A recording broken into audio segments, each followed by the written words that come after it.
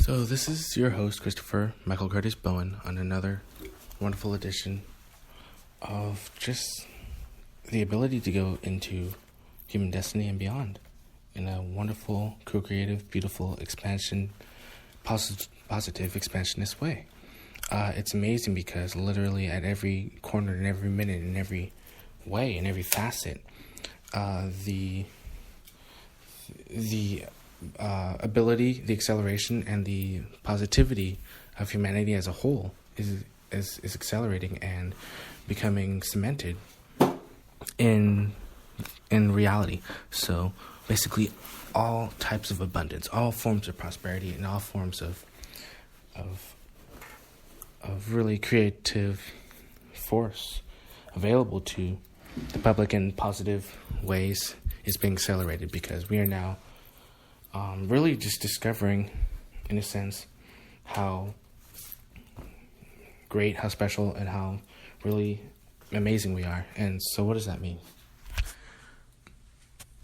The details of it are like, some of the exciting details is, we have better forms of everything. We have better forms of communication, better forms of transportation, and better forms of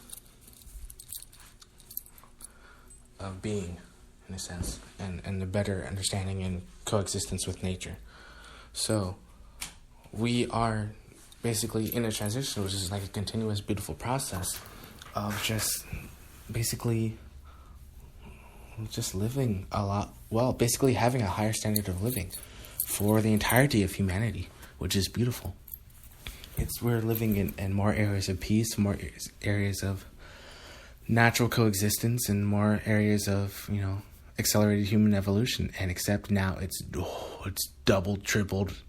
Every single day is massive progression, massive change in positivity, and extraordinary benevolent action.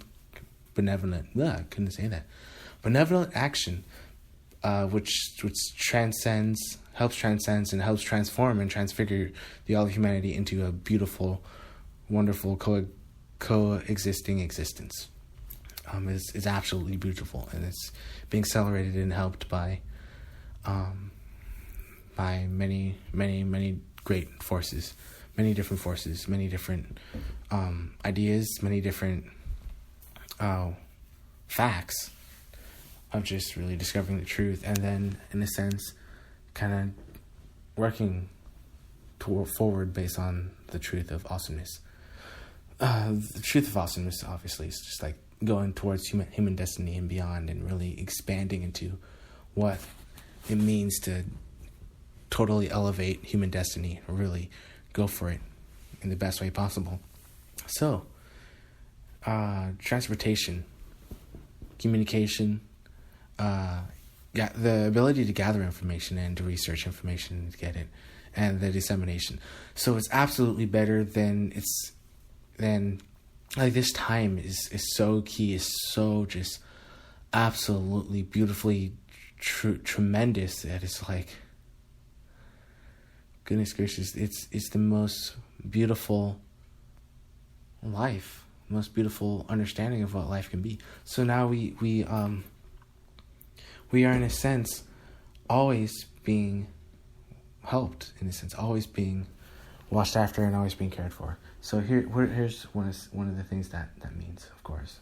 The natural nurturingness is becoming even more and more prevalent, even more natural. And it's beautiful because even some of the cultures, and it kind of moves through barriers, in a sense. So the wonderful thing about what could be a very great, and our destiny is grander than this, of course, but this is like one of the great examples is the Agartha network, which is over 100 cities the Shambhala the Lesser is the, in a sense, the governmental, in a sense, focal point of the 100 cities. And some of these cities, these capital cities, are Posid, which is a primary Atlantean outpost located beneath the Mato Grosso Plains region of Brazil, with a population of 1.3 million. The Shonshi, refuge of the Uyghur culture, a branch of the Lemurians who chose to form their own colonies 50,000 years ago. The entrance is guarded by a Himalayan lamasery. Population is 750,000. The Rama, a remnant of the surface city of Rama, India, located near Jaipur. Inhabitants are known for their classic Hindu features, population of 1 million. Singhua, the remnant of the northern migration of the Uyghurs, located on the border of Mongolia and China, population 750,000. Telos, primary Lemurian outpost located within Mount Shasta with a small secondary city in Mount Lassen, California, USA. Telos, translated, means communication with spirit, population 1.5 million. These are great subterranean cities that are basically, didn't want to live that, they don't want to live in war or experience any type of those violence or negativity, so they went underground, and now they're basically benevolent, spiritually based societies who follow. Some of them, or actually, all of them. All these cities in the Agarthic network are physical and are of the light, meaning they are benevolent, spiritually based societies who follow the Christic teachings of the Order of Melchizedek. And quite simply, they continue to in the tradition of the great mystery schools of the surface, honoring such beings as Jesus /Sanada, Buddha, Isis, Osiris, all of the ascended masters that we of the surface know and love, in addition to spiritual teachers of their own long-standing heritage.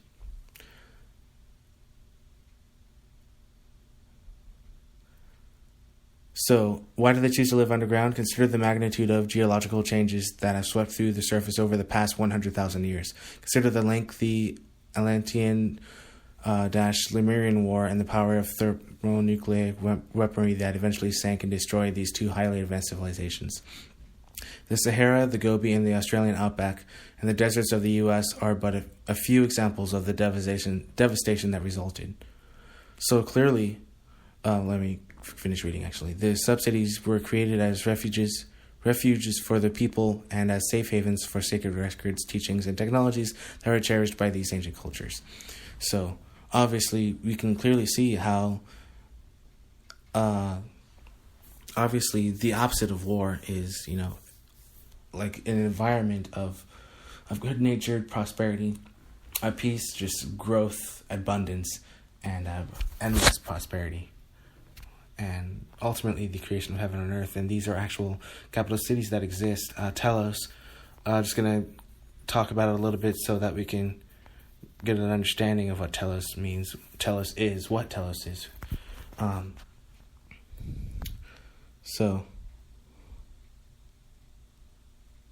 of course, this is going to be stretching our imaginations, which is beautiful.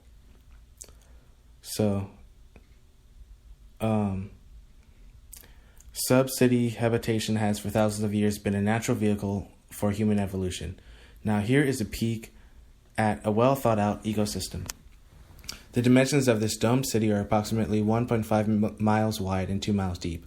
Telos is comprised of 5 levels.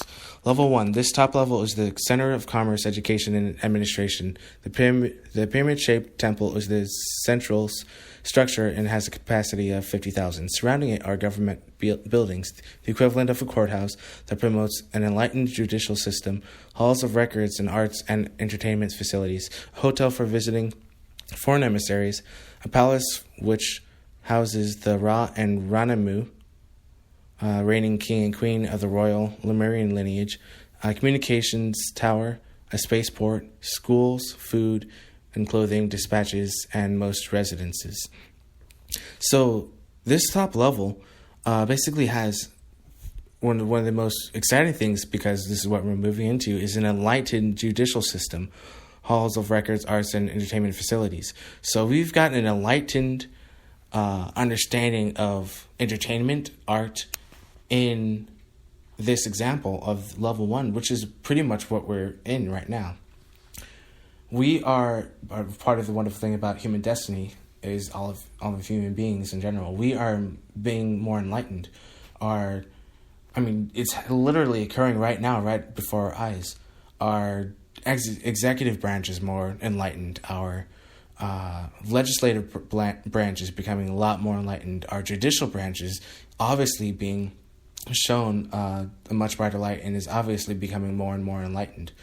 And same with our generations, the millennials, the Generation Z, our younger generations, and even the older generations are really waking up to the wonderfulness about being more enlightened, being more in tune with each other, and being more in tune with an enlightened spiritual nature. They have a communications tower, spaceport, schools, food, clothing, dispatches, and most residences. So basically in this 1.5 mile and 2 mile deep area on the top level, they have a capacity of 50,000. So just think about that, 50,000. I mean, I'm just gonna throw an example out there. Chicago. This entire wonderful ecosystem of level 1, let's condense that into an ecosystem, has a spaceport for one, which is awesome. A communications tower. Food dispatching, and for most residences, obviously it's enlightened, so it's a basic level of peace and kind of coexistence with everybody. So that is literally what we're moving into, and what we can actively take part in. That, or not, like we can. That's like what's actually going on right now, which is so exciting because everybody is being more enlightened. Everybody is, racing towards that higher level of thinking, the higher level of consciousness, of holding more light in your body, basically holding more, basically vibrating at a higher frequency. And of course, every city wants to have a spaceport. And that's the wonderful thing about what we're moving into. Every city will have a spaceport because obviously it's just like a parking lot. Like there's just kind of there, just naturally, it's a natural part of our ecosystem. Same type of beautiful, enlightened transformation / transfiguration / transition.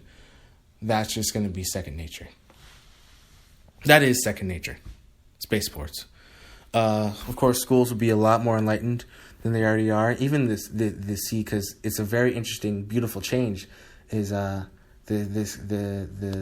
kids, of course, want to know more about what's actually going on, what can actually be, what's actually truth, and it's changing the entire, in a sense, structure in a more enlightened way, in a more peaceful way, in a more accelerated rate as well. So more information is known, and of course questions are being asked, which are good, and good questions, like we're learning how to ask legitimate questions, also in part due to the communications that we have. Which is a wonderful thing because a very key point, which I want to quickly mention, which is very, very, very important, obviously, is this type of thing that was trying to be passed, something called the House tried to pass a joint resolution on Tuesday, HJ Res 44, which disapproves and nullifies BLM's Planning 2.0 rule.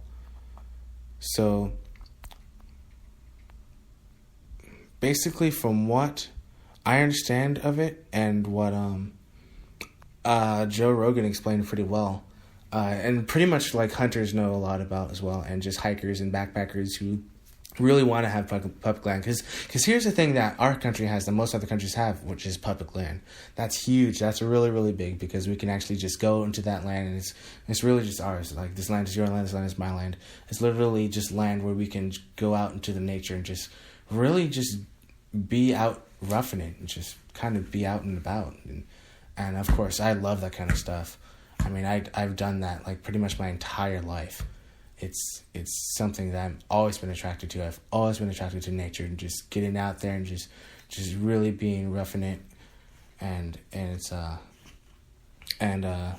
basically back on this thing. It's basically so how much land is it? It's 247.3 million acres of public land. and administers about 700 million acres of federal subsurface mineral estate throughout the nation. I guess I'll kind of read this to.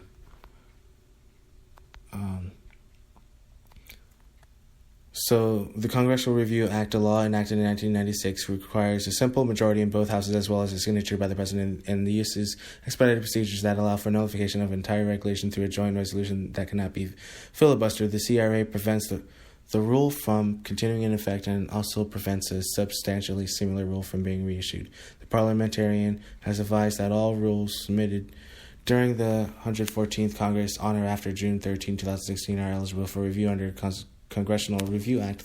The Federal Land Policy Management Act of 1976 establishes a process that requires the BLM to develop RMPs and cooperate with state and local tribal governments. The RMPs are typically updated every 7 years and determine what actions can take place on BLM land, according to the nonpartisan Congressional Research Service, which it says 247.3 million acres of public land and administers about 700 million acres of federal subsurface mineral estate throughout the nation. Planning 2.0 changes the BLM resource management planning process and introduces significant uncertainty by creating ambiguous standards and expanding agency discretion. This new rule will complicate effective resource planning while reducing opportunities for meaningful state and local government input.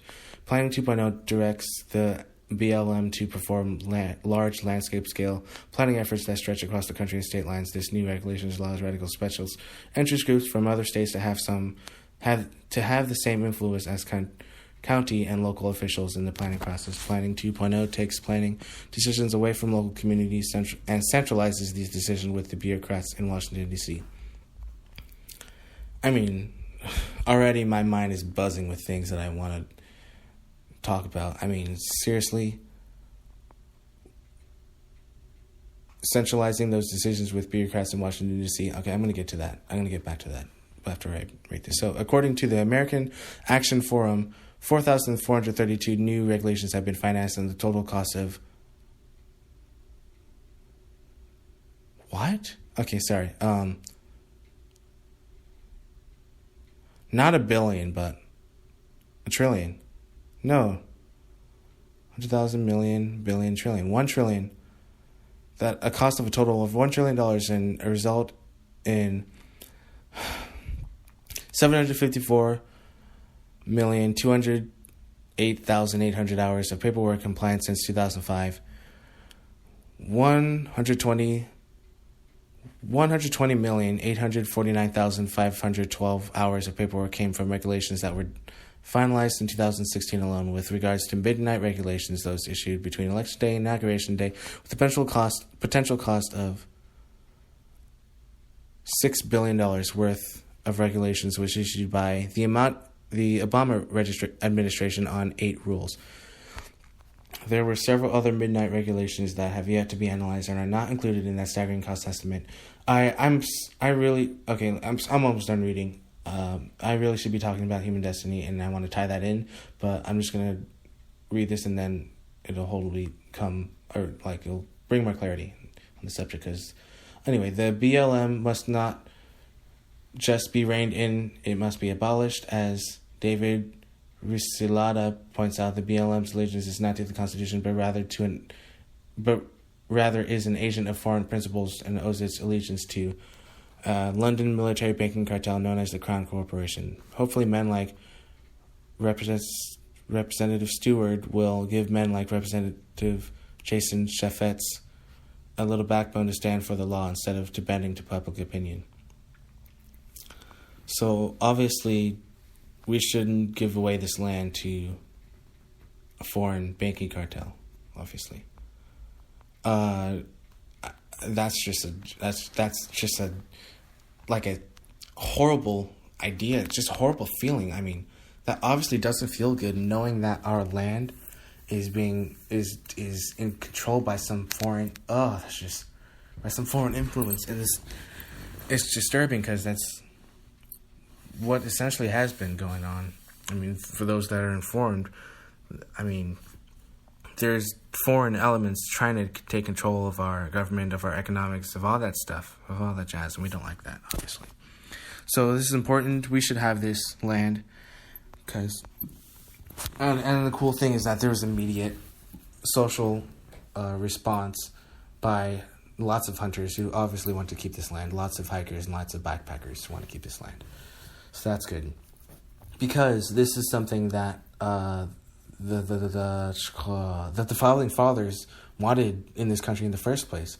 I mean, this country was an accident. I mean, in a sense, like, we were under the control of tyranny, and then we basically went over to this new place and then did something completely different, branched off, and basically started its own evolution. So now we can bring that. Now we're bringing back those ideas. We're accelerating them, and now we're protecting them, and we're awakening to the type of wonderfulness that the U.S. Constitution provides, based off the ideas and the wisdom, infinite wisdom of the founding fathers. Okay, so I was mentioning that. I wanted to mention that because that was very key. Very important that we know about that and that we act upon it. So, also, the other thing is,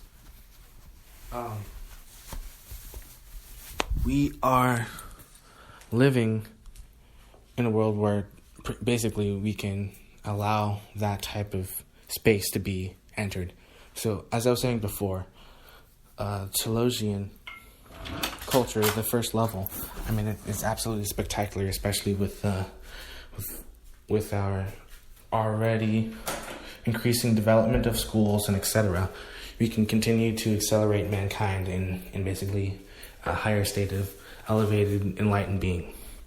And we do this faster and faster and faster and faster and faster, and every single day in every single way, which is wonderful, which is great.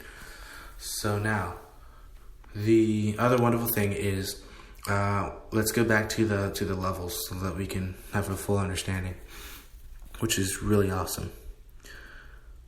And this is a great, so much insight, obviously, as to the way our current government runs, and how important it is that, and how wonderful it is that the power is being put back to the people, we the people, in order to form a more perfect union, establish justice, provide for the common defense, et cetera, et cetera. I don't mean to say et cetera, like it's not a big deal, but et cetera, as in, of course, we know is kind of common sense, is the return of common sense, which is awesome. When we have common sense, then we can build some actual stuff.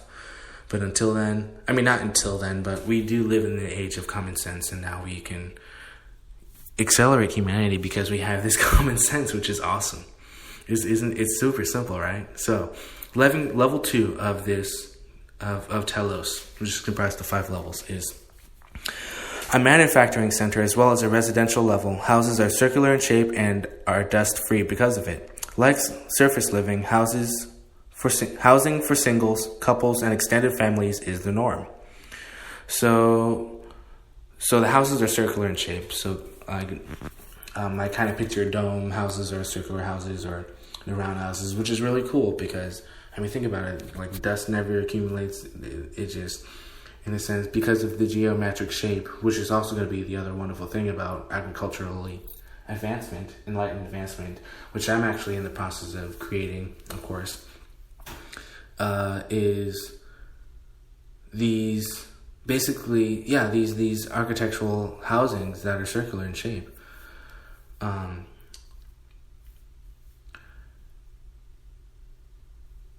And so this is a manufacturing center. This is a wonderful thing also about manufacturing, which I'll probably get into a little bit later, is how we manufacture, why we manufacture, and how manufacturing affects our very standard of living. Manufacturing we're not just going to be building stuff that lasts for maybe a few decades or just a year or just like has this weird 60-day warranty. No, we're gonna be building stuff that's pretty much, it doesn't have to be repaired over and over and over. It doesn't break down at all, and it just lasts for thousands and thousands and thousands of years. Can last for millions of years. That's going to be the basis of really high quality production, really high quality companies and businesses, and really elevated, enlightened manufacturing. Because everything is literally built to last. It doesn't require fuel, it doesn't require replacement parts, it doesn't require any type of maintenance because it is fully functioning. Just, if anything, maybe even it's like it's alive. Like it's like it recreates, and I'm gonna get into that in a little bit, manufacturing. But level 2 is the manufacturing center as well as the residential level in Telos. So now level 3 is the hydroponic gardens. So these hydroponic gardens are highly advanced hydroponic hydroponic gardens. Okay, I'm just going to continue reading. Highly advanced hydroponic technology feeds the entire city, with some despair for intercity commerce. All crops yield larger and tastier veggies and fruits and soy products that make for a varied and fun diet for Telosians. Now completely vegetarian, the Agartha cities have taken meat substitutes to new heights. So, this just take in the imagination. This is all just imagine this, because this is what we're actually entering into. Hydroponic gardens. So advanced hydroponic technology feeds the entire city, and it has, of course, food to spare for intercity commerce. And so now all these crops are large, yield large, tasty fruits. So it's just a massive. Every single city has its own garden, in a sense. So it's a super ultra mega gigantic beautiful, like, next level market. It's bigger, better, badder in every single under every single way, every single sense of the word. Just think about it. Just the imagination of where it can go. I mean, you have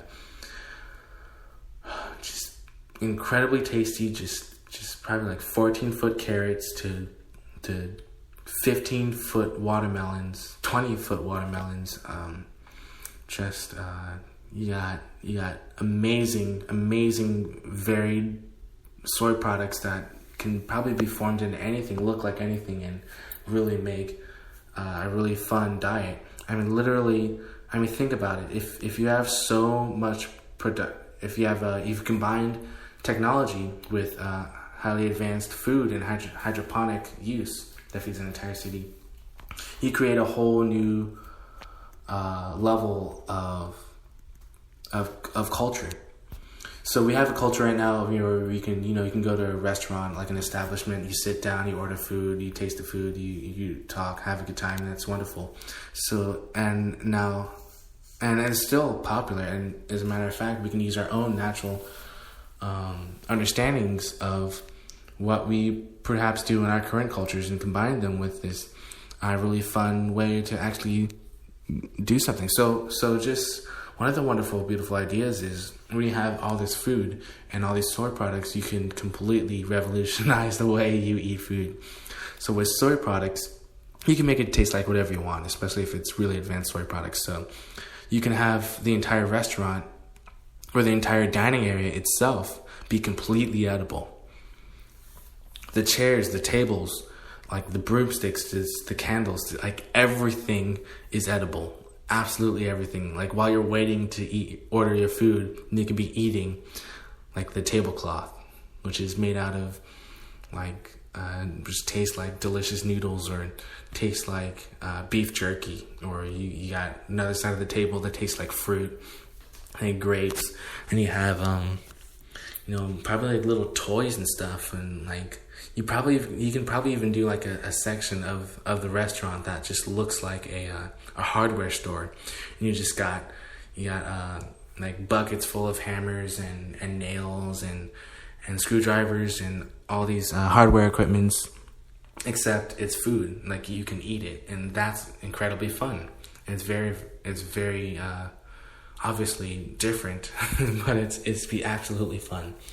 You just asking your friend or your family member, hey, pass the hammer, and then you ask, do you want the pinball hammer, or do you want the soy hammer that tastes like jerky, or do you want the hammer that tastes like fruit, or do you want and it's a whole new way of really even viewing food. So just imagine that. I mean, and you can it's a really, really different way to live in your culture. And just that environment alone, just a highly advanced hydroponic technology garden, would make for really a spectacle to see, to live in, and to experience for decades and for hundreds and thousands of years to come. That'll be a very important part of culture and human destiny that we can help shape and actually are shaping and going into. So, more hydroponic gardens, more manufacturing, and some natural park areas exist on the 4th level. So you've got on this 4th level are even more gardens, or even more areas to manufacture, and I can go a little bit more into manufacturing as I was talking about before. These manufacturing locations are now allowing you to be able to create whatever you want to create, especially with the new level of interaction with our current culture. You can literally place yourself into a type of state where you are